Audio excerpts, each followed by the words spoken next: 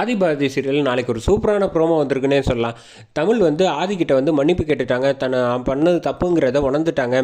சூப்பராக இருந்துச்சுன்னே சொல்லலாம். அவங்க 2 பேர் பாண்டிங் நல்ல வேளை எந்த பிரச்சனையும் இல்லை. அவங்க 2 பேரும் பிரிஞ்சிருவாங்களோன்னு பயந்துட்டோம் நேற்றுக்கு போட்ட ப்ரோமோவில். நல்ல வேளை அந்த மாதிரி எதுவும் இல்லை. வாங்க வீடியோக்குள்ளே போகலாம். தமிழ் வந்து செம கோவத்தில் இருக்காங்க. பாரதி கிட்ட வந்து சொல்கிறாங்க, அம்மா பாருமா என் ஃப்ரெண்டு என்னை மன்னிப்பு கேட்க சொல்கிறாங்க அப்படின்னு சொன்னோன்னே ஆதி வந்து அவங்கக்கிட்ட வந்து பேரண்ட்ஸ் கிட்ட மன்னிப்பு கேட்டுட்டு இனிமேல் செய்ய மாட்டான்னு சொல்லிட்டு கோச்சிட்டு காரை எடுத்துகிட்டு போயிடுறாங்க.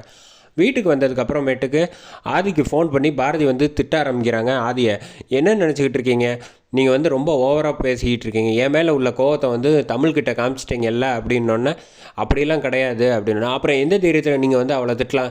பாரதி ஒன்று தெரிஞ்சுக்கோங்க, கண்டிக்க வேண்டிய விஷயத்தில் கண்டித்து தான் ஆகணும். நீங்கள் கண்டிக்காமல் செல்லம் கொடுக்கறதுக்காக நான் வந்து கண்டிக்காமல் இருக்க முடியாது. அவளுக்கு வந்து பண்ணது தப்புங்கிறத உணரணும். அதுக்காக தான் நான் சொன்னேன் தவிர எல்லாத்துக்கும் வந்து சரி சரின்னு சொல்லக்கூடாது.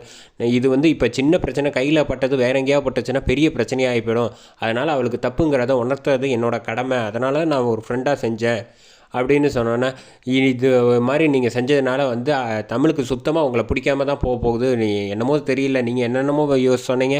இப்போ பாருங்கள் வந்து கண்டித்து அவள் கூட வந்து சுத்தமாக பேசக்கூடாத லெவலுக்கு உங்கள் பேர் சொன்னாலே கோவப்படுற லெவலுக்கு ஆகிப்போச்சுன்னு சொல்லி திட்டி ஃபோனை வச்சிடுறாங்க.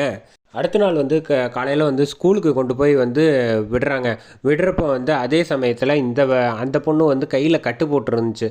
கட்டு போட்டுட்டு ஸ்கூல் முடிஞ்சதுக்கப்புறமேட்டுக்கு ஒரு நாள் ஃபுல்லாக அந்த பொண்ணுக்கிட்ட வந்து பேசாமையே இருந்தோன்னே வீட்டுக்கு அழைச்சிட்டு போகலான்ட்டு அந்த பொண்ணை வந்து வராங்க.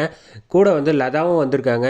தமிழ் ஏன் இப்படியெல்லாம் பண்ணியிருக்கா அப்படின்னோடனே, இவ்வளோ பெரிய கட்டெல்லாம் போடுற லெவலுக்கு வச்சுருக்கா, நீ வந்து எதுவுமே திட்டலையா அப்படின்னா, ஆதி திட்டினதுக்கு தான் நான் ஆதியை திட்டிவிட்டேன் அப்படின்னோன்னே, சில விஷயம்லாம் சொல்லணுன்னா சொல்லி தான் ஆகணும், திட்டணுன்னா திட்டி தான் ஆகணும் அப்படின்னு லதாவும் சொன்னோன்னே, என்ன நீயும் அப்படி தான் பேசுகிற அப்படின்னோன்னே, கரெக்டாக வந்து தமிழை அழைச்சிட்டு வர்றப்போ வந்து கரெக்டாக அந்த ஃப்ரெண்டு வந்து ரம்யா கையை பார்த்தோன்னா தமிழுக்கு வந்து ரொம்ப ஃபீல் பண்ணிடுறாது. ஃப்ரெண்டு சொன்னது சரிதான் அப்படின்னு சொல்லிட்டு அந்த குட்டி பொண்ணு அடிபட்ட குட்டி பொண்ணை போய் கட்டி பிடிச்சி ஐ எம் சாரி, இனிமேல் நான் செய்ய மாட்டேன், என்னை மன்னிச்சிரு அப்படின்னு சொல்லிடுனான்னா பாரதிக்கு வந்து அதிர்ச்சியாகிறாங்க. என்ன இவன் நம்ம சொன்னால் கேட்கவே மாட்டான்னா இன்றைக்கி வந்து சாரின்னு சொல்கிறா அப்படின்ட்டு ஃபோனை போட்டு கரெக்டாக ஆதிக்கு பேசுகிறாங்க. ஃப்ரெண்ட், நீங்கள் சொன்னது தான் சரி. நான் வந்து என் ஃப்ரெண்டை வந்து அந்த மாதிரிலாம் வந்து பண்ணியிருக்கக்கூடாது. அவளும் பாவம் தானே, வலிக்கும் இல்லை.